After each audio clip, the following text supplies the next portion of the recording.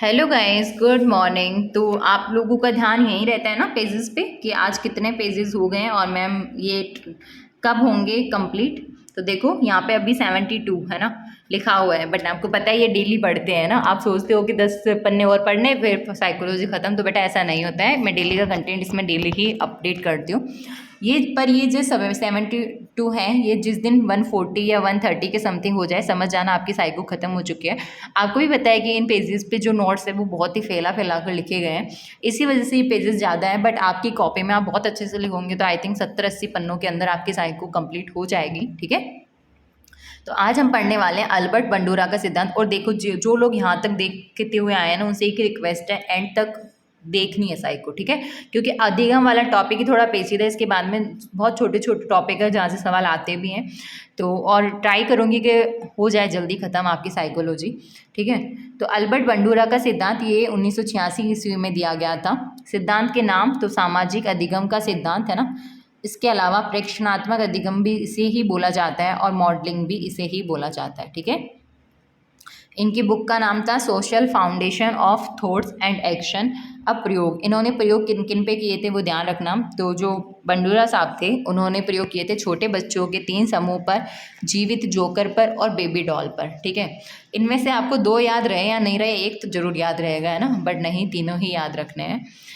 इस सिद्धांत के अनुसार समाज के लोग, ये काफ़ी इंटरेस्टिंग लाइन है और आई थिंक आप भी इससे सहमत होगे कि इस सिद्धांत के अनुसार जो समाज के लोग हैं वो समाज के प्रशंसनीय व्यक्तियों के ही प्रशंसनीय कार्यों को अपनाते हैं तथा निंदनीय कार्यों को त्याग देते हैं। अब आप बताओ, अगर आपकी कोई प्रशंसा करे कि वाह कितना अच्छा काम करा है, तो आपको खुशी नहीं होगी क्या? होगी ना। और कोई आपको डांट कर चला जाए कि लक्षण ही नहीं है तो आपको बुरा नहीं लगेगा? ऑब्वियस लगेगा। नहीं लगता तो सोच लेना भाई कुछ गड़बड़ है। तो अब देखो, इन्होंने ये बोला कि समाज के जो लोग हैं जिनके कार्यों की प्रशंसा होती है कि वाह यार इतना बड़ा इंसान है, बट इसमें तमीज़ है, बड़े बूढ़ों से कैसे बात करनी है, या फिर उन्होंने बहुत अच्छा काम किया, बहुत कुछ करा है समाज के लिए, है ना। तो आप भी चाहोगे कि यार इन्होंने ऐसे अच्छे काम करे हैं तो मैं भी। याद है एक बहुत सवाल पूछा जाता था जब आप छोटे थे स्कूल टाइम पे या फिर कॉलेज में भी, कि आपका आइडियल कौन है? तो आप भी किसी ऐसे ही इंसान को चुनते थे ना जो समाज के लिए बहुत काम करा है, जिसका बहुत नाम हो, तभी तो उनका नाम आपके कानों तक पड़ा। जैसे डॉक्टर अब्दुल कलाम थे, है ना, उनका नाम आपके कानों तक क्यों आया? क्योंकि उन्होंने अपने फील्ड में बहुत अच्छा काम किया, राइट। तो वही चीज़ होती है यार कि एक उन्होंने नाम बनाया है, क्या काम करके? अच्छा काम करके। और आप भी चाहते हो कि मैं भी अच्छा काम करके ही अपना नाम बनाऊं, है ना। कोई भी नहीं चाहता कि मैं गलत काम करके अखबारों में आऊँ, राइट। तो इस सिद्धांत के अनुसार इन्होंने यही बोला कि जो समाज के लोग हैं, जो प्रशंसनीय व्यक्ति हैं या जिनके कार्यों को अपनाते हैं और जो निंदनीय कार्य करते हैं उनको त्याग देते हैं, अतः समाज के लोग समाज के प्रसिद्ध व्यक्तियों के कार्यों का अनुकरण करते हैं और सीखते हैं। तो अब इन्होंने एक ही बात बोली कि जब प्रशंसनीय व्यक्तियों के ही कार्यों को अपनाने का ट्राई करते हैं तो भाई उनके कार्यों का अनुकरण करते हैं, अनुकरण करके सीखते हैं उनके कार्यों को। ठीक है, इस सिद्धांत के अनुसार समाज के प्रसिद्ध व्यक्ति समाज के लोगों के लिए आदर्श होते हैं। तो ये तो आपको अभी मैंने जैसे समझा बताया ही था, है ना। सब किसी न किसी की जीवन शैली से या जीवन की आप लोग देखो कि भाई इन्होंने अपनी ज़िंदगी में इतना कुछ किया है तो एक प्रभाव पड़ता ही है। समाज के प्रसिद्ध व्यक्ति कार्य करते हैं, उन कार्यों को समाज के लोग अपनाते हैं। इस सिद्धांत के अनुसार जिस प्रकार के प्रसिद्ध व्यक्ति समाज के लोगों के लिए मॉडल या आदर्श होते हैं, उसी प्रकार बालकों के लिए अध्यापक आदर्श होते हैं। तो देखो यहाँ पे ये जो मैंने बताया था ना आपको मॉडलिंग, ये वो वाला मॉडलिंग नहीं है। ठीक है, जो मॉडल्स मॉडलिंग करती हैं ये वो मॉडल है, ये वाला आदर्श वाला। कहीं आप सोचो कि भाई इन्होंने बेबी डॉल पर प्रयोग किए, है ना। तो ध्यान रखना ये इस वाली मॉडलिंग की बात हो रही है कि जिस तरह से समाज के लोग जो अच्छा काम करते हैं, प्रसिद्ध व्यक्ति होते हैं, वो मॉडल आदर्श होते हैं, उसी प्रकार से बालकों के लिए तो भाई उनका अध्यापक ही आदर्श होता है। आपने देखा होगा छोटे बच्चों से पूछोगे ना आपके आइडियल कौन है, तो आपको अलग अलग जवाब सुनने को मिलेंगे। हिंदी वाले टीचर्स या इंग्लिश वाले टीचर का नाम बताएंगे, या कोई साइंस वाले का बताएगा। क्यों? क्योंकि वो उन्हें अच्छे लगते हैं, है ना। बट आप थोड़े बड़े हो जाओगे, आप थोड़े समझदार हो जाओगे, आपको पता आपको वो चीज़ें समझ में आने लगेंगी कि यार नहीं, उन्होंने इस मतलब बहुत कुछ किया है, देश के लिए भी किया है, अपने समाज के लिए भी किया है, गांव के लिए भी किया है। तो जैसे आपकी सोच विकसित होती है, आपके आइडियल भी बदल जाते हैं ना। बचपन में कोई और रहता है, जब आप जवान होते हो तो आपके आइडियल कोई और हो जाते हैं, क्योंकि आपको आपको प्रभाव पड़ता है उनके कामों से कि यार उन्होंने काफ़ी शानदार काम किया है, हमें भी करना चाहिए, है ना। और अपनी फील्ड का भी फर्क पड़ता है। जैसे बचपन में सिर्फ स्कूल का वातावरण था तो आप वहीं से ही कोई आइडिया ढूंढ लेते थे। बड़े होने के बाद में आपको पता है किसी को वैज्ञानिक बनना है, किसी को साइंटिस्ट वाली फील्ड में इंटरेस्ट है, किसी को रिसर्च वर्क में इंटरेस्ट है, किसी को आईएएस आरएस बनना है, किसी को टीचर बनना है, किसी को समाज के लिए कुछ करना है, किसी को पॉलिटिक्स में जाना है। तो उनके आइडियल भी फिर उसी हिसाब से सेट होते हैं। ऐसा तो बहुत रेयरली देखा गया है कि किसी को भाई साहब रिसर्च वर्क में इंटरेस्ट है और उसका कोई पॉलिटिक्स मतलब जो कोई पॉलिटिशियन जो है वो उसका आइडियल है ना, ऐसा नहीं होता है। तो वो अपना अपना आदर्श है खेल। तो उसी प्रकार बालकों के लिए जो आदर्श है वो अध्यापक है। अब देखो जो बालक होते हैं ना वो उनके लिए आदर्श उनके अध्यापक है। तो उनके अध्यापक के द्वारा करे हुए प्रत्येक कार्य का बालक क्या करते हैं, अनुकरण करते हैं। ठीक है, आपने देखा होगा छोटे छोटे बच्चे जब स्कूल जाते हैं और स्कूल से वापस आएंगे ना, एक डंडल ले लेंगे हाथ में, एक चौक ले लेंगे और उनको, अब उनको बोर्ड तो कौन देगा, बट दीवारें ही उनके लिए बोर्ड होती है, कुछ ना कुछ जरूर लिखेंगे। जैसे वो अगर शुरू शुरू में ए आ लिखना सीख रहे हैं ना, तो यही आकर के वो पूरी दीवारों पर भर देंगे, है ना। और अगर छोटे बच्चे हैं घर में और घर की दीवारें रंगीन है एकदम, तो इसे किसी अनजान को भी पता चल जाएगा भाई बच्चों का ही काम है ना।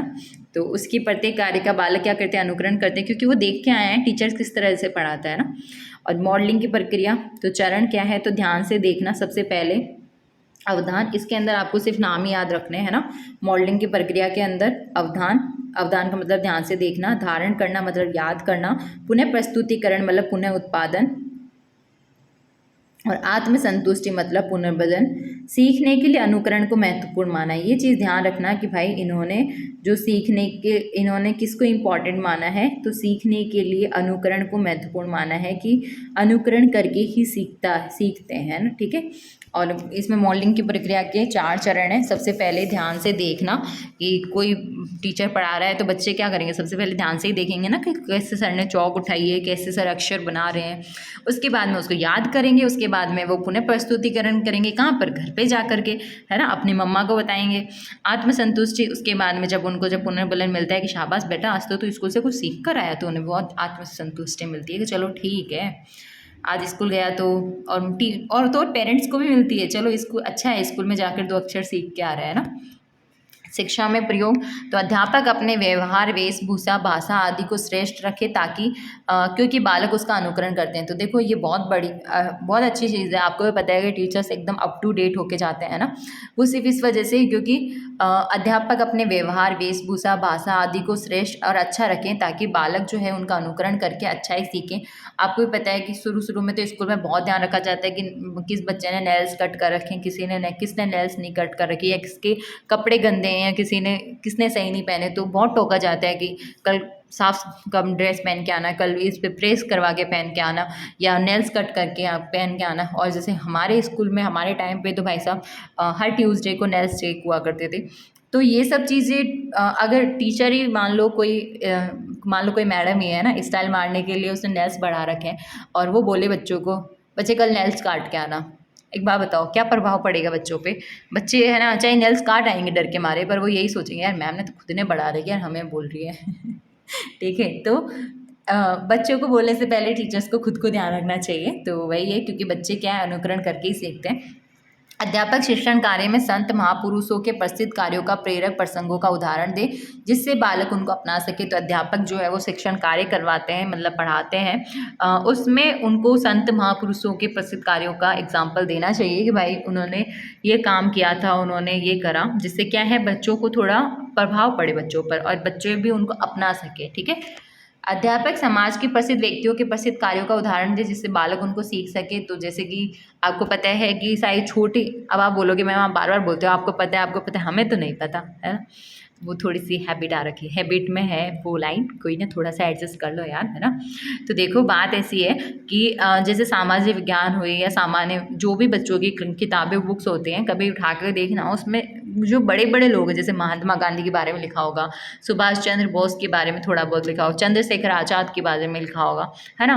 तो इन सब चीज़ों के बारे में क्यों उनके बारे में जानने के लिए बोलते हैं। जैसे महात्मा गांधी भाई अहिंसा के वो थे पुजारी, है ना, हिंसा नहीं करनी चाहिए, मार काट नहीं करनी चाहिए। तो ये सब चीज़ों के बारे में बच्चों को बताना चाहिए ताकि बच्चे उनके बारे में सीख सकें, है ना, और टाइम आने पर उनको अपना भी सकें, क्योंकि आपको भी पता है झगड़ा और बातों को बिगाड़ देता है। झगड़ा सॉल्यूशन नहीं होता है। अगर गुस्सा आए तो शांत रहना ज़्यादा बेटर ऑप्शन है, कभी कभी चुप भी रहना चाहिए इंसान को। अब देखो बांडुरा को 1998 में थॉर्नडिक पुरस्कार दिया गया था। तो अभी हम जितना भी पढ़ रहे थे वो हम बांडुरा साहब के बारे में ही तो पढ़ रहे थे। तो इनको 1998 में क्या मिला था, थॉर्नडिक पुरस्कार भी मिला था। क्यों? क्योंकि इन्होंने इतना अच्छा काम किया, इतना अच्छा सिद्धांत दिया है। और वाकई में यार ये सिद्धांत तो भाई मुझे भी सुपर्ब लगा, मुझे समझाने में 1% दिक्कत नहीं आई। ऐसा लगा कि ये व्यवहारिक जीवन ही है, मतलब अपन लोग नॉर्मली देखते हैं अपने आसपास, है ना। बाकी आप बताना आपको ये सिद्धांत कैसा लगा कमेंट बॉक्स में। आगे देखते हैं। रॉबर्ट गेने के अनुसार तो अधिगम के प्रकार, अब देखो बात ऐसी है, हम अधिगम के प्रकार तक पहुंच चुके हैं, है ना। तो अधिगम के प्रकार के बारे में रॉबर्ट गेने ने कितने प्रकार बताए हैं, सबसे पहले वही देखेंगे अब हम। अरे बंडूरा साहब का जो सिद्धांत था वो खत्म हो चुका है, पहले ही बता दूं। तो पुस्तक थी इनकी, आई थिंक ये काउंडिजीज ऑफ लर्निंग है।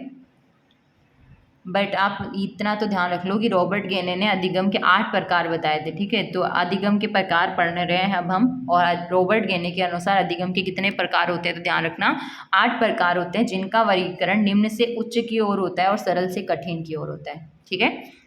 और इन्होंने वर्गीकरण का किस तरह से किया है, तो निम्न से उच्च की ओर, सरल से कठिन की ओर। बेटा यहाँ से सवाल आते हैं इसीलिए हाईलाइट किया हुआ है, आपसे पूछा जा सकता है रॉबर्ट गेने के अनुसार अधिगम के प्रकार कितने हैं, तो 8 हैं। उन्होंने वर्गीकरण का क्या आधार माना, और स्टेटमेंट में दे दे निम्न से उच्च की ओर, उच्च से निम्न की ओर, है। तो इस तरह से पूछा जा सकता है, तो ध्यान रखना थोड़ी सी चीज़ें। अब इन्होंने जो 8 नाम दिए हैं, आपको सिर्फ ये 8 नाम पता होने चाहिए, और इनके बारे में थोड़ा थोड़ा अपन देखेंगे, पर पहले नाम देख लो, है ना। तो संकेत अधिगम, उसके बाद में उद्दीपक प्रतिक्रिया अधिगम, उसके बाद में श्रृंखला अधिगम, शब्द साहचर्य अधिगम, विभेदन अधिगम, संप्रत्य अधिगम, सिद्धांत अधिगम और समस्या समाधान अधिगम। ये 8 नाम है। आप चाहो तो इनको अभी नोट कर सकते हो, अदरवाइज इनके बारे में थोड़ा थोड़ा अपन डिटेल में पढ़ेंगे, तो साथ के साथ लिख लेना। अब सबसे पहले संकेत अधिगम, ठीक है। तो संकेत अधिगम का जो वर्णन है वो किया था पावलोव के सिद्धांत, आई थिंक हमने पावलोव का सिद्धांत पढ़ लिया था। तो उसके अंदर संकेत अधिगम का जो है वर्णन किया गया है। तो संकेत अधिगम का जो वर्णन है वो पावलोव के सिद्धांत के अनुसार किया गया है। तो ये तो इम्पॉर्टेंट चीज़ हो जाती है। इसमें संकेतों के माध्यम से बालक को सिखाया जाता है, ये सबसे निम्न स्तर का है। देखो अभी आपको बताया था कि इन्होंने वर्गीकरण किस तरह से किया है, निम्न से उच्च की ओर। तो जो संकेत अधिगम है, उद्दीपक प्रतिक्रिया अधिगम है, श्रृंखला अधिगम है, ये क्रम से ही ध्यान रखोगे तो ज़्यादा बेटर होगा, क्योंकि यहाँ पर ये निम्न से उच्च की ओर जा रहे हैं, ठीक है। तो ये निम्न स्तर का है ना, क्योंकि ये सबसे निम्न स्तर का है, क्योंकि संकेत अधिगम सबसे पहले निम्न स्तर का, ठीक है। और जो सबसे लास्ट में पढ़ेंगे ना समस्या समाधान अधिगम, वो सबसे उच्च स्तर का होगा। अब एग्जाम्पल, सहमति में सिर हिलाना, मुंह पर अंगुली लगाने पर बालक का चुप हो जाना, अनैच्छिक क्रियाओं का वर्णन। तो देखो इन्होंने ये बोला कि इसमें संकेतों के माध्यम से बालक को सिखाया जाता है। तो देखो आप देखा होगा बहुत बार टीचर्स अंगुली लगाते हैं मुंह पर और बालक को सिर्फ इशारा करते हैं, बालक चुप हो जाते हैं, ठीक है। या फिर बालक से पूछते हैं अच्छा ये ठीक है क्या, तो वो सिर्फ गर्दन हिलाते हैं हाँ और ना में, है ना। तो ये सब चीज़ें उसने कहाँ से सीखी है, संकेत के माध्यम से सिखाई गई हैं। अब मैंने आपको दूसरा पॉइंट बताया था उद्दीपक प्रतिक्रिया अधिगम, है ना। 8 प्रकार बताए थे ना, उसमें सेकंड प्रकार यही था। तो देखो उद्दीपक प्रतिक्रिया अधिगम के बारे में थॉर्नडाइक ने और तथा स्किनर ने वर्णन करा है ना। और थॉर्नडाइक और स्किनर के सिद्धांत के टाइम पे अपन ने इसका जिक्र भी किया था। इसके अंतर्गत क्या आता है, तो इसके अंतर्गत ऐच्छिक क्रियाएँ आती हैं, ठीक है। जैसे कि पढ़ना, ठीक है भाई पढ़ लिया आराम से, हेलमेट लगाना, टीवी चलाना, है ना। टीवी तो बच्चों का मनपसंद होता है, तो ये सब ऐच्छिक क्रियाएँ हैं। अब इसके बाद में थर्ड पॉइंट पे आता है श्रृंखला अधिगम। तो श्रृंखला अधिगम इसके अंदर जब बालक को उद्दीपक प्रतिक्रिया को निश्चित क्रम में प्रस्तुत करके उचित क्रिया सिखाई जाती है, तो उसको श्रृंखला अधिगम कहते हैं। देखो श्रृंखला नाम से ही पता चल रहा है, तो कोई श्रृंखला होगी, है ना। तो इसके अंदर वही है उद्दीपक प्रतिक्रिया, उद्दीपक प्रतिक्रिया, उद्दीपक प्रतिक्रिया, उद्दीपक प्रतिक्रिया। अगर आपने इसको भी ध्यान से देख लिया तो आपको समझ में आ जाएगा ये एक तरह से श्रृंखला ही बन रही है। तो जब बालक को उद्दीपक प्रतिक्रिया को निश्चित क्रम में प्रस्तुत करके उचित क्रिया सिखाई जाती है ना, तो वहाँ श्रृंखला अधिगम होता है। जैसे अवांछित व अपरिमार्जित श्रृंखला, लड़की का घर में प्रवेश, जैसे कि एग्जाम्पल है ये कि लड़की ने घर में प्रवेश करा, कोट उतारा, फर्श पर फेंक दिया, है ना। माँ ने देखा, माँ ने आदेश दिया कि कोट उठाओ, वापस पहनो, बाहर जाओ, अंदर आओ और कोट उतारो, खूंटी पर टाको।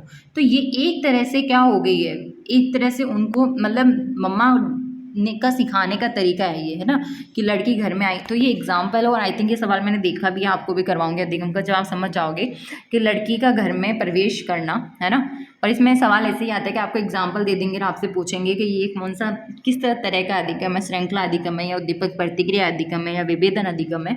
तो आपको वहाँ पे श्रृंखला अधिगम को टिक करना है, क्योंकि आपको ये पता है कि ये एक श्रृंखला ही बन चुकी है ना, जिसके अंदर उद्दीपक प्रतिक्रिया उद्दीपक प्रतिक्रिया उद्दीपक प्रतिक्रिया वाला सीन चल रहा है। तो देखो, लड़की का घर में प्रवेश, कोट उतारना, फर्श पर फेंकना, माँ का देखना, माँ का आदेश देना, कोट उठाओ, वापस पहनो, बाहर जाओ, अंदर आओ, कोट उतारो, खूंटी पर टाको। ठीक है, आपको ये सेम टू सेम लाइनें नहीं रटनी बेटा, सिर्फ समझ में आनी चाहिए, है ना। वांछित या परिमार्जित श्रृंखला, तो जो श्रृंखला अधिगम है उसके अंदर ही वांछित या परिमार्जित श्रृंखला है, वो क्या है? लड़की का घर में प्रवेश, कोट उतारना, खूंटी पर टाकना।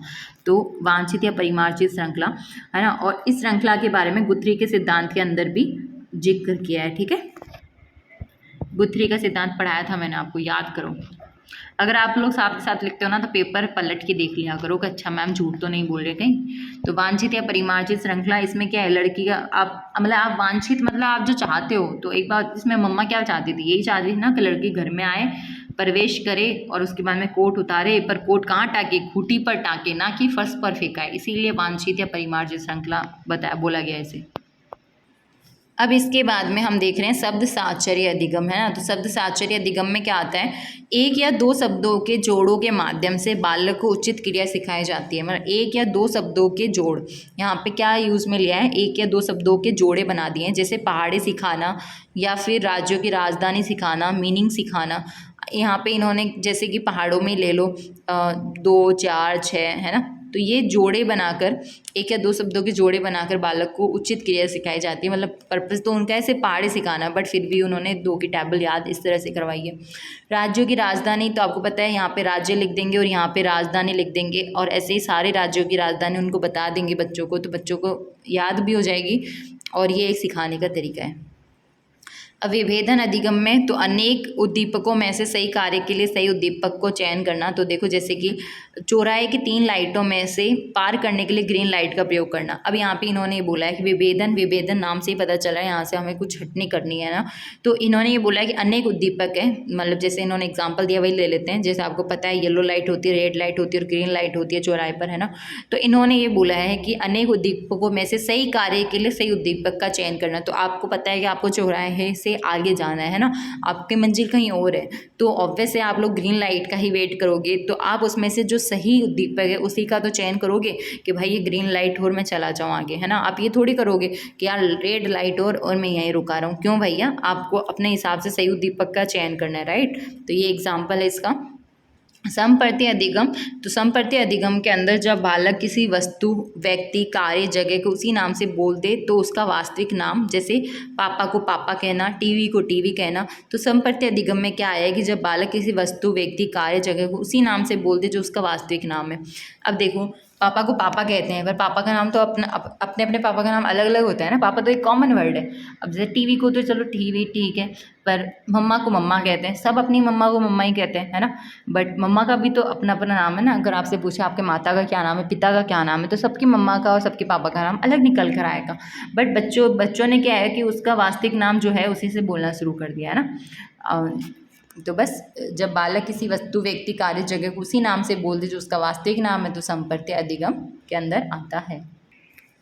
ये भी काफ़ी इंपॉर्टेंट अधिगम है कि जो सिद्धांत अधिगम है इसके अंदर क्या होता है, जब बालक किसी नियम या सिद्धांत को याद कर ले, मतलब सबसे पहले वो याद करेगा, और अगर कोई उससे पूछे तो वो उसे बता भी सके और उसके बाद में उसको व्यवहारिक जीवन में भी प्रयोग कर ले, तो सिद्धांत अधिगम के अंदर आ जाएगा। आपको एग्जाम्पल देके पूछ सकते हैं कि निम्नलिखित में से कौन सा अधिगम है। तो एग्जाम्पल इसका ये एग्जाम्पल दे रही हूँ, आप समझ लो कि जैसे सुबह घूमना चाहिए, है ना।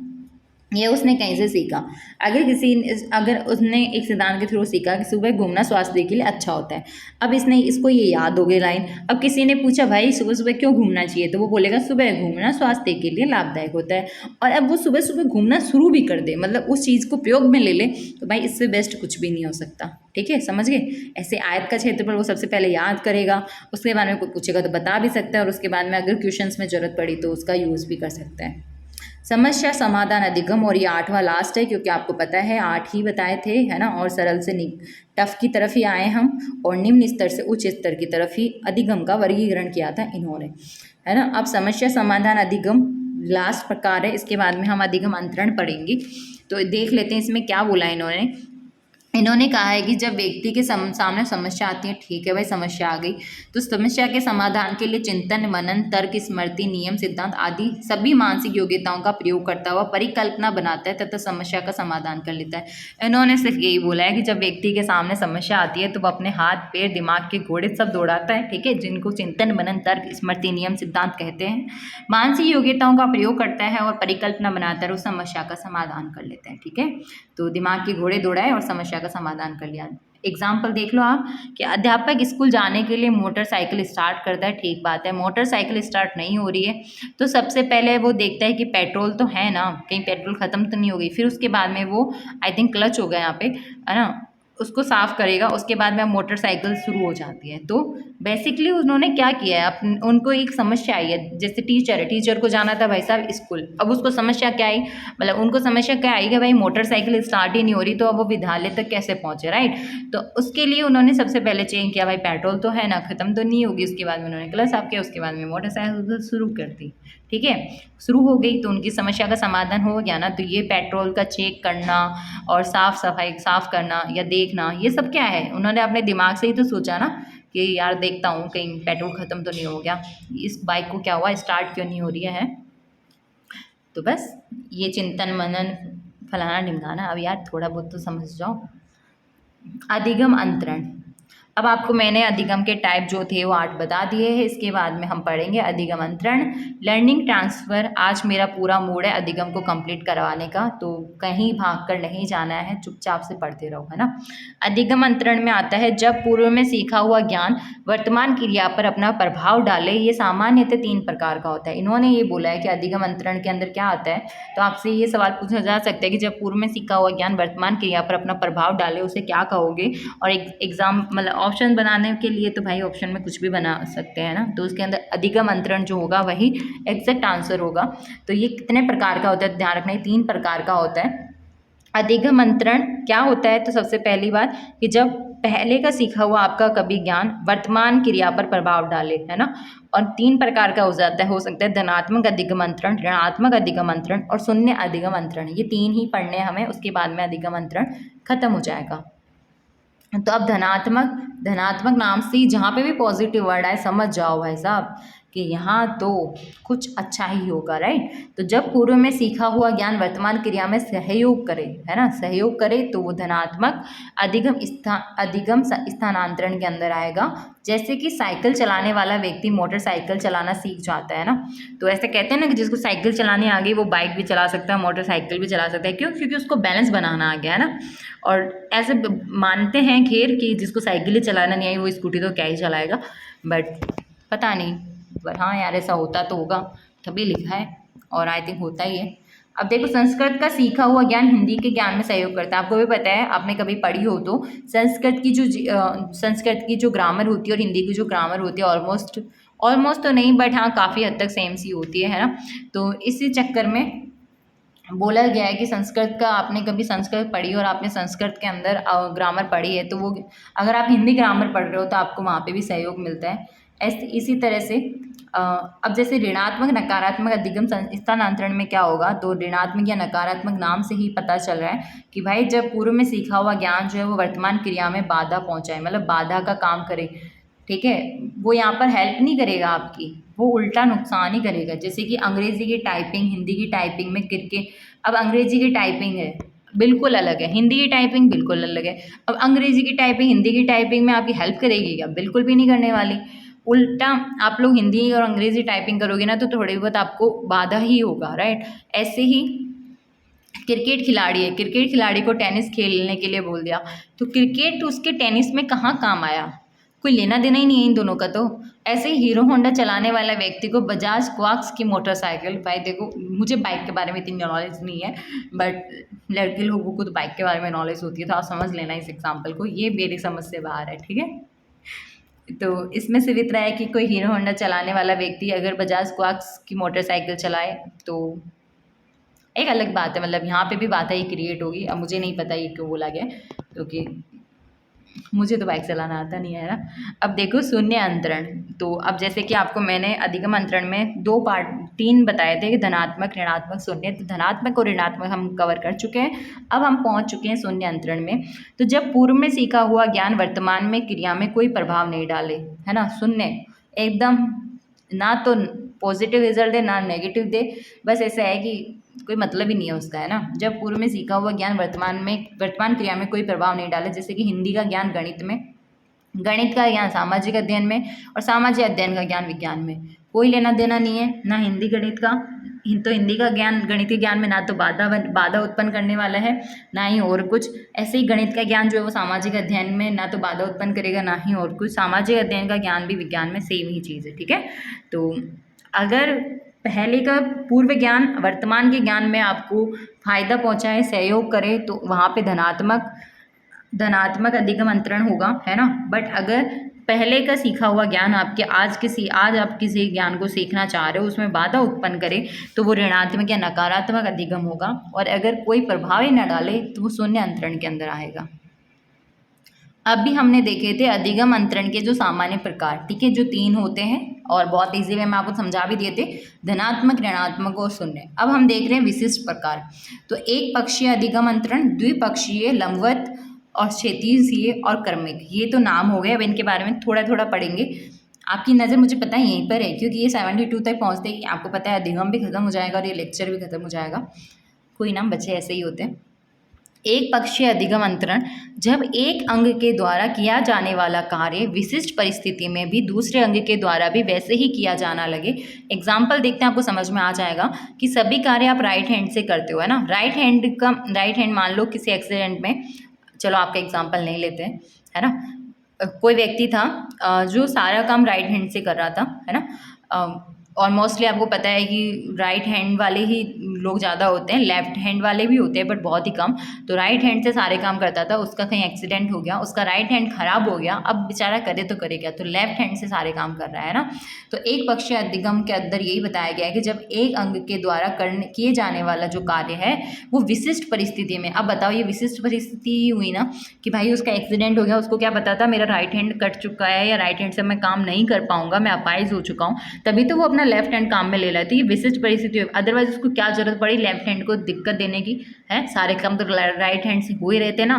तो वही चीज़ है कि जब एक अंग के द्वारा किए जाने वाला कार्य विशिष्ट परिस्थिति में भी दूसरे अंग के द्वारा भी वैसा ही किया जाना लगे, तो वो एक पक्षीय अधिगम अंतरण क्या आता है। आप सिर्फ एग्जाम्पल ध्यान रखना, क्योंकि यहाँ पे ऐसा ही होता है कि एग्जाम्पल देके पूछ लेते हैं कि इस कौन से टाइप में आएगा, ठीक है।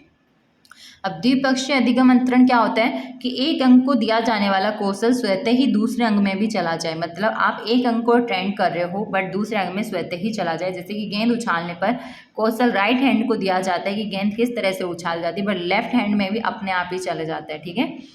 तो ये द्विपक्षीय अधिगम है, द्वि नाम से ही समझ लेना कि एक अंग को ज्ञान दे रहे हैं भाई साहब और दूसरे अंग में अपने आप ज्ञान जा रहा है। लंबवत उद्ग्र आई थिंक उदग्रीय है, ठीक है। अधिगम अंतरण क्या होता है, आप लंबवत याद कर लो यार, मुझे भी हिंदी के कुछ वर्ड समझ में नहीं आते। तो लंबवत अधिगम अंतरण, तो पूर्व में सीखा गया ज्ञान एक लंबे समय तक विभिन्न क्रियाओं में काम आए, मतलब पूर्व में आपने कभी ज्ञान सीखा था, ठीक है, वो एक लंबे समय तक विभिन्न क्रियाओं में काम आए। जैसे कि आप गुणा करना सीख गए, तो गुणा करना आपको आता है तो बहुत जगह काम आएगा ना, आप मैथ में भी यूज़ में लोगे, कभी फिजिकल केमिस्ट्री के न्यूमेरिकल्स करने होंगे तो वहाँ पे भी काम में आएगा, तो कॉमन सी चीज़ें हैं। अब देखो क्षैतिजीय अंतरण क्या होता है, जब एक विषय का ज्ञान अपने समानांतर दूसरे विषय को बढ़ाने में काम आता है। जैसे क्षैतिजीय अंतरण में क्या हुआ, एक विषय का ज्ञान है और अब आपको दूसरे विषय का ज्ञान चाहिए, तो भाई जो पहले एक विषय का ज्ञान आपने सीख रखा है ना, वो दूसरे विषय के ज्ञान को बढ़ाने के में काम ही आएगा, ठीक है। एग्जाम्पल हड़प्पा, लोथल, मोहनजोदाड़ो आदि सभ्यताओं का पढ़ा हुआ ज्ञान जो है वो सामाजिक विज्ञान, है ना, पढ़ा हुआ सामाजिक विज्ञान संग्रहालय घूमने में काम आएगा। देखो आपने किसी एक विषय के बारे में ज्ञान अर्जित कर रखा है ना, आपको एक विषय के बारे में पता है, आपको चलो ये एग्जाम्पल नहीं लेते, ये तो लिखा हुआ ही है, आपको पता है कि कौन सा पक्षी है और कौन सा पशु में आता है या कौन कौन से जानवर होते हैं, ठीक है, ये सब आपने पढ़ा है, ठीक है। अब आप गए जू घूमने या फिर आप कभी अभ्यारण्य देखने चले गए कि देख के आते हैं भाई कैसे कैसे सच में ऐसे होते भी हैं या नहीं होते, सिर्फ किताबों में ही है ना। आप घूमने चले गए, अब आपने वहाँ पे, खैर आप तो बड़े हो यार, बस छोटे बच्चे वहाँ पे जाएंगे और देखेंगे कि अच्छा ये पिकॉक है, अच्छा ये चिड़िया है, अच्छा। क्योंकि आजकल के जो लोग गांव में रहते हैं ना वो मोर से वाकिफ़ है अच्छी तरह से, बट शहर में मोर देखने को भी नहीं मिलता है ना। क्या कर सकते हैं, जबकि गांव गांव ही होता है यार, है ना। जो शहर के बच्चे होते हैं वो कभी कभी गांव जाते हैं तो उनको गांव अच्छा लगता है, जो गांव के बच्चे होते हैं वो डेली गांव में रहते हैं तो उनको थोड़ा शहर का माहौल ठीक लगता है। वो अपना अपना ओपिनियन है, वो थोड़ा सी लाइन याद आई तो आपको बता दी। तो अब चलो एग्जाम्पल पे चलते हैं। तो उनको पता है, उन्होंने बुक्स के अंदर बच्चों ने देख रखा है कि अच्छा इस तरह का टाइगर होता है, इस तरह का मंकी होता है ना, इस तरह का लॉयन होता है। अब वो गए घूमने, तो अब उनको वहाँ पे वो सब चीज़ें दिखेंगी तो वो उनको डिफाइन कर सकते हैं ना, उनको बता सकते हैं कि अच्छा ये ऐसा होता है, अच्छा हमने देखा तो था ये ऐसा है। तो पूर्व का जो ज्ञान है उनका, वो यहाँ पर उनका हेल्प कर रहा है और समझ डेवलप करने में, राइट। कुछ भी चीज़ें आप किताबी ज्ञान तक सीमित ना रखें, अगर आप उसको व्यवहारिक ज्ञान में परिवर्तित कर लें या चेंज कर लें तो कसम से वो बहुत बेस्ट तरीका होता है। आप कुछ भी पढ़ रहे हो, आपको अगर कोई वर्ड याद नहीं हो रहे, आप अपने दोस्तों को दे दो उन वैज्ञानिकों के नाम, 4 दिन बोलोगे अपने आप उन वैज्ञानिकों के नाम याद हो जाएंगे। अरे यार ये सच में ट्रिक है याद करने की। कोई बात नहीं, आपको नहीं पता थी तो अब करके देख लेना।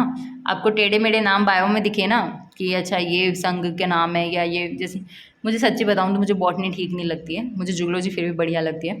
तो उसके अंदर वो जो आते हैं ना अजीबोगरीब नाम, आप 1-2 दोस्त को नाम दे के देख लो, उनको मत बताना बट वरना आपसे लड़ाई हो जाएगी उनकी। तो अभी इसमें मैंने आपको यही बताया, चलो एक बार और देख लेते हैं, क्योंकि जब एग्जाम्पल आपको समझाती हूँ समझाते समझाते थोड़ा खो सी जाती हूँ, राइट। तो आप भूल जाते हो कि क्या चल रहा था। तो देखो क्षैतिज अंतरण के अंदर आपको ये बताया गया था कि एक विषय का ज्ञान जो है वो दूसरे विषय को ज्ञान को बढ़ाने में आपकी हेल्प करे। अब कर्मिक अधिगम अंतरण क्या होता है, तो कर्मिक अधिगम अंतरण के अंदर इसमें पहला ज्ञान दूसरे पर, दूसरा तीसरे पर क्रमशः प्रभाव डालता है, मतलब कर्म के अंदर, ठीक है। जैसे जोड़ का प्रभाव बाकी पर, बाकी का गुणा पर, गुणा का भाग पर, ठीक है। तो इसमें पहला ज्ञान दूसरे ज्ञान पर, दूसरा ज्ञान तीसरे ज्ञान पर क्रमशः प्रभाव डालता है। अधिगम अंतरण के सिद्धांत आपने भी देखा होगा, छोटे बच्चों को सबसे पहले जोड़ सिखाई जाती है, फिर बाकी, फिर गुणा, फिर भाग। डायरेक्ट भाग सिखा दिया ना वो पढ़ाई छोड़ के भाग जाएगा। तो अधिगम अंतरण के सिद्धांत, अधिगम अंतरण के सिद्धांत के बारे में किस किस ने सिर्फ नाम ही देखेंगे अपन, ज़्यादा डीप में नहीं जाएंगे। अधिगम अंतरण के सिद्धांत की अगर हम बात करें तो औपचारिक अनुशासन का सिद्धांत या मानसिक अनुशासन का सिद्धांत, ये सबसे प्राचीन सिद्धांत है। तो आपसे पूछे सबसे प्राचीन सिद्धांत कौन सा था अधिगम अंतरण का, तो वो है औपचारिक अनुशासन का सिद्धांत या मानसिक अनुशासन का सिद्धांत। इसके बाद में समरूप या समान अंशों का सिद्धांत किसने दिया, तो थॉर्नडाइक ने दिया था। सामान्यीकरण का सिद्धांत जड़, ठीक है। और समग्र कार का सिद्धांत गेस्टाल्टवादी। आई थिंक ये जो वर्ड है वो अधूरा है बट कोई बात नहीं, जाने दो, ठीक है। आप सिर्फ इतना ध्यान रख लो कि जो अधिगम अंतरण के सिद्धांत है उसके अंदर औपचारिक अनुशासन का सिद्धांत, समरूप समान अंशों का सिद्धांत जो थॉर्नडाइक ने दिया था, सामान्यीकरण का सिद्धांत, समग्र कार का सिद्धांत गेस्टाल्टवादी के अंतर्गत, द्वितत्व का सिद्धांत स्पीयरमैन, ये इंपॉर्टेंट है भाई, ये मैंने आई थिंक कहीं ना कहीं तो देख रखा है कि द्वितत्व का सिद्धांत किसने दिया था, तो ध्यान रखना स्पीयरमैन ने। मूल्यों के अभिज्ञान का सिद्धांत बांगले ने, ठीक है। तो ये कुछ सिद्धांत के थे, सिर्फ नाम ही ध्यान रखना है। अब ये अपना लास्ट टॉपिक है आज का, अधिगम वक्र तथा पठार, और यहाँ से सवाल आते हैं। तो अगर आप लोग बोर हो चुके हो तो जाओ पानी वानी पियाओ, थोड़ा सा टहल आओ, उसके बाद में पढ़ना, क्योंकि वाकई में काफ़ी इंपॉर्टेंट है। पढ़ाते पढ़ाते बेटा मैं भी थक गई बट इट्स ओके। देखो ग्राफ पेपर पर जब अधिगम की उन्नति और अवनति की प्रदर्शित की जाती है, वो उन्नति इंक्रीमेंट और अवनति वही डिक्रीज आप बोलते हो ना डिक्रीमेंट, ठीक है। डिक्रीज़ हो रही है कोई चीज़ या इंक्रीज़ हो रही है, वही चीज़ है उन्नति। उन्नति कर रहे हो यार, अवनति गड्ढे में जा रहे हो, ठीक है। वहाँ बनी टेढ़ी मेढ़ी रेखाएं अधिगम वक्र कहलाती है। तो जब ग्राफ पेपर पर अधिगम की उन्नति हुई या अवनति हुई इसको प्रदर्शित करते हो, जब टेढ़ी मेढ़ी रेखाएं बनती है ना, उसी को ही अधिगम वक्र कहा जाता है। अब आपको सिर्फ इतना ध्यान रखना है कि सकारात्मक या धनात्मक में किस तरह का कर्व आता है, ऋणात्मक में कैसा आता है, ठीक है। तो सकारात्मक धनात्मक नतोदर भी बोला जाता है इसको। तो इसमें सीखने की गति पहले धीमी होती है फिर धीरे धीरे बढ़ती है। इसमें अभिप्रेरणा तथा रुचि दोनों कार्य करती है। एक चीज़ तो ये ध्यान रखना कि जो सकारात्मक या धनात्मक है इसके अंदर अभिप्रेरणा और रुचि दोनों कार्य करती है, ठीक है। क्योंकि कोई कोई होगा जहाँ पे सिर्फ अभिप्रेरणा काम करेगी, कहाँ पे रुचि ही काम करेगी, तो ध्यान रखना इसके अंदर अभिप्रेरणा और रुचि दोनों कार्य करते हैं। और यहाँ पर सीखने की जो गति है वो पहले धीमी होती है, फिर धीरे धीरे बढ़ती है, ठीक है। नतोदर अभिप्रेरणा प्लस रुचि। इसके बाद में ऋणात्मक या उन्नतोदर, ठीक है। ऋणात्मक के अंदर क्या है, इसमें सीखने की जो गति है वो पहले तीव्र फिर धीमी हो जाती है। देखो जो जिसको धनात्मक याद हो गया ना उसको ऋणात्मक अपने आप याद हो जाएगा, क्योंकि धनात्मक में जैसे धीमी गति से सीखते हैं, है ना, फिर मतलब सीखने की गति पहले धीमी होती है फिर धीरे धीरे बढ़ती है। पर यहाँ पे क्या है, सबसे पहले तीव्र है फिर धीमी होती है ना, मतलब बिल्कुल उसका उल्टा है। तो इसका कर्व इस तरह से है तो इसका कर्व इस तरह से होगा, ठीक है। और इसमें केवल अभिप्रेरणा कार्य करती है, इसीलिए मैंने कहा था ध्यान रखना है धनात्मक के अंदर जो है अभिप्रेरणा और रुचि दोनों कार्य करती है, बट ऋणात्मक में ओनली अभिप्रेरणा ही काम करती है। यह अभिप्रेरणा क्या होता है, रुचि क्या होता है, छोटे छोटे से टॉपिक आगे चल के पढ़ेंगे अपन। मिश्रित या एस आकार, है ना, जो मिश्रित के लिए जो कर्व आता है वो एस आकार का कर्व है, इसलिए इसको एस आकार बोल दिया गया है। इसमें जो सीखने की गति है वो पहले धीमी होती है फिर तेज फिर धीमी हो जाती है, मतलब पहले तो हुई धीमी उसके बाद में तेज और फिर वापस से धीमी हो जाती है। इसमें अभिप्रेरणा कार्य करती है, रुचि कभी बढ़ती है कभी घटती है, तो ध्यान रखना इसमें अभिप्रेरणा कार्य करती है और रुचि भी करती है, पर रुचि कभी बढ़ती है और कभी घटती है। इसका जो कर्व है इस तरह से मिलता है, इसीलिए ये एस आकार का है कि भाई पहले तो धीमी फिर तेज फिर धीमी, ठीक है। इसके बाद में सरल रेखीय अधिगम वक्र, तो सरल रेखीय अधिगम वक्र इसमें सीखने की जो गति है वो निश्चित दर में आगे बढ़ती है, इसमें अभिप्रेरणा तथा रुचि निश्चित मात्रा में बढ़ती रहती है। तो इसके अंदर सरल रेखीय गति नाम से ही पता चल रहा है कि इसके अंदर तो सरल रेखा मिलने वाली है, ठीक है। और यहाँ पर क्या है ना, निश्चित वर्ड आ चुका है, ध्यान रखना निश्चित दर में आगे बढ़ती है, ठीक है। मतलब यहाँ पे वो लफड़ा है ही नहीं है कि धीरे बढ़ेगा या तेज़ बढ़ेगी, ठीक है। यहाँ पे निश्चित दर एक ही दर चलती रहती है उनका, और इसमें अभिप्रेरणा तथा रुचि निश्चित मात्रा में बढ़ती रहती है, कम तो होती ही नहीं है, सब कुछ फिक्स है यहाँ पे।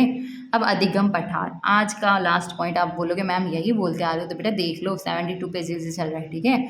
अधिगम पठार, और इम्पॉर्टेंट तो है ये, जब ग्राफ पेपर पर अधिगम की उन्नति और अवनति को प्रदर्शित किया जाता है तो वहाँ ऐसी स्थिति जब अधिगम न तो बढ़े और न घटे अपितु एक समानांतर रेखा में चले, वहाँ अधिगम पठार होता है। अभी थोड़ी देर पहले मैंने आपको क्या पढ़ाया है, चलो बताओ जल्दी, देखती हूँ आपको कितना याद रहता है ना। अधिगम वक्र बताया था। अधिगम वक्र के अंदर मैंने आपसे ये डिस्कस की थी चीज़ें कि जब वहाँ पर अधिगम की उन्नति और अवनति को प्रदर्शित करते हैं, कहाँ पर, ग्राफ पेपर पर, तो वहाँ पर जो टेढ़ी मेढ़ी रेखाएं बनती है ना उसको अधिगम वक्र बोला जाता है। अब इन्होंने बोला है कि अधिगम वक्र और अधिगम पठार अलग अलग चीज़ है, तो अधिगम पठार किसे बोला जाएगा, तो जब ग्राफ पेपर पर अधिगम की उन्नति और अवनति को प्रदर्शित कर रहे हैं, पर ऐसी वाली स्थिति जहाँ पर अधिगम न तो बढ़े और न ही घटे, तो जब अधिगम बढ़ेगा ही नहीं और ना ही घटेगा तो एक ऐसी स्थिति नहीं आ जाएगी क्या, सोच कर देखना एक बार। तो फिर टेढ़ी मेढ़ी रेखाएं तो बनी नहीं, तो वहाँ पे अधिगम वक्र कैसे हो सकता है, राइट। तो ऐसी स्थिति जब अधिगम न तो बढ़े और न घटे अभी तो एक समानांतर रेखा में चले, वहाँ अधिगम पठार होता है। ये समानांतर रेखाएं आपको दिख रही है ना, ये देख लो भाई, जूम कर देती हूँ, ये ही पठार है, ठीक है। तो जो अधिगम वक्र नहीं है वो ही पठार है भाई साहब। अधिगम पठार के बाद अधिगम की उन्नति बढ़ती है, अर्थात सकारात्मक अधिगम आता है। अब देख लो आप कहीं पे भी कि अधिगम पठार जैसे ऐसे है तो उसके बाद में ऐसे ऊपर वाली लाइन आई है, कहीं पे भी आपने ऐसे डिक्रीजमेंट वाली तो नहीं देखी है ना। तो इसमें यही चीज़ बोलेगा, अधिगम पठार आने के बाद में अधिगम की जो हमेशा उन्नति होती है ना कि अवनति होती है, और उन्नति का मतलब है कि सकारात्मक अधिगम आता है। बहुत ही इंपॉर्टेंट लाइन है बेटा, ध्यान रखना इस चीज़ का। और बाकी आपको मैं सवाल करवाऊंगी ये ख़त्म होने के बाद। एक तो मेहनत वाकई में बहुत हो चुकी है यार, देखती हूँ टाइम मिला तो पक्का। तो अधिगम पठार के बाद अधिगम की उन्नति बढ़ती है, अर्थात सकारात्मक अधिगम आता है, ठीक है। इसके साथ ही आपका ये अधिगम कंप्लीट हो गया और मेरी जान में जान आ गई, ठीक है। क्योंकि आपको भले ही ये 2 लेक्चर 2 दिन में मिलेंगे, बट मैंने एक टाइम पे रिकॉर्ड किया है। अब आप बोलोगे मैम एक टाइम पे रिकॉर्ड किया तो एक साथ ही अपलोड कर दिया करो, बेटा ऐसा नहीं चलता ना काम, आपको डेली क्लासेस देनी पड़ती हैं। मिलते हैं नेक्स्ट लेक्चर में, नेक्स्ट वीडियो में। फाइनली अधिगम ख़त्म हुआ, इसके लिए आपको भी बहुत बहुत बढ़िया बधाइयाँ कि आप लोग यहाँ तक टिके रहे और वाकई में यार बहुत हेल्प होगी। मैंने साइको के बहुत सारे नोट्स देखे हैं, बहुत सारी बुक्स देखी है, बट मुझे ये बहुत अच्छे लगे क्योंकि यहाँ पे सिर्फ इंपॉर्टेंट वाली बात है, बाकी कुछ भी कचरा नहीं लिख रखा। आप खुद सोचो, साइको इतनी बड़ी होती है, इन्होंने सिर्फ 130 या 140 पेजेस में सल्टा रखे हैं, जो हम अपने लैंग्वेज में लिखेंगे तो मुश्किल से 70 से 80 पन्ने, ठीक है। तो है ना क्रीम क्रीम। तो ठीक है, मिलते हैं नेक्स्ट लेक्चर में। पढ़ते रहिए, मस्त रहिए, और प्लीज़ यार वीडियो को लाइक शेयर सब चैनल को सब्सक्राइब तो कर ही दिया कीजिए, आज तो वो भी नहीं बोला जा रहा, ठीक है। तो सब्सक्राइब कर दिया कीजिए। Bye bye.